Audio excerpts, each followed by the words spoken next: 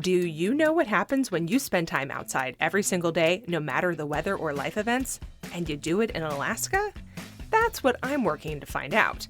I'm Amy Bouchatz, and this is my weekly outdoor diary where I tell you what I've been seeing and learning through my own daily outdoor habit tackling the Humans Outside 365 challenge.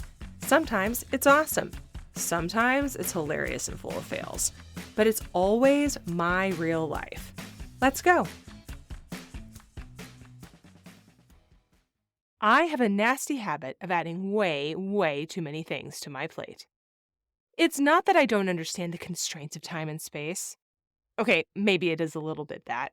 But mostly I think what happens is that I have a week or a day where I don't really have that much going on, so I think I have time to say yes to something new.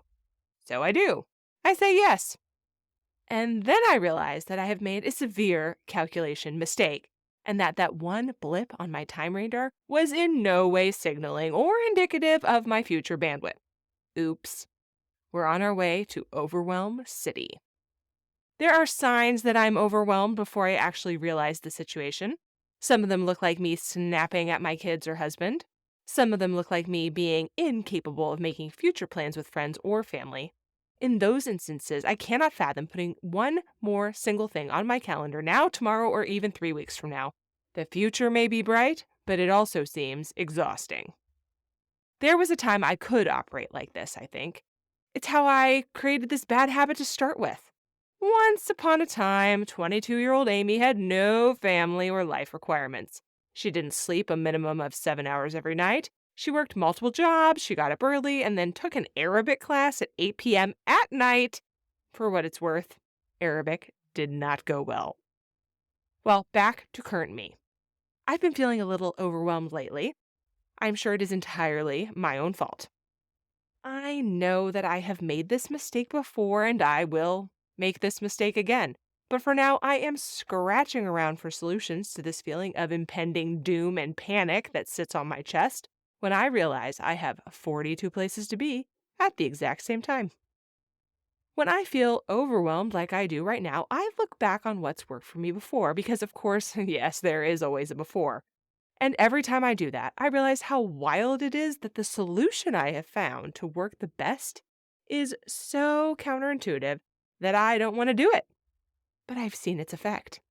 I know it is, in fact, the best path forward. And it is this.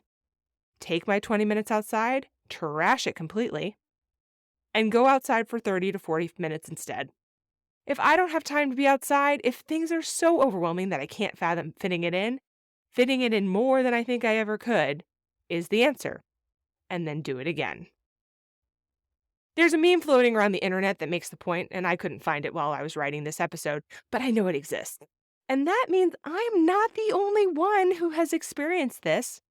Going outside for longer than I think I can reasonably go gives me the opportunity to take a deep breath, think about my choices, and prioritize what it is I actually need to do and do not need to do.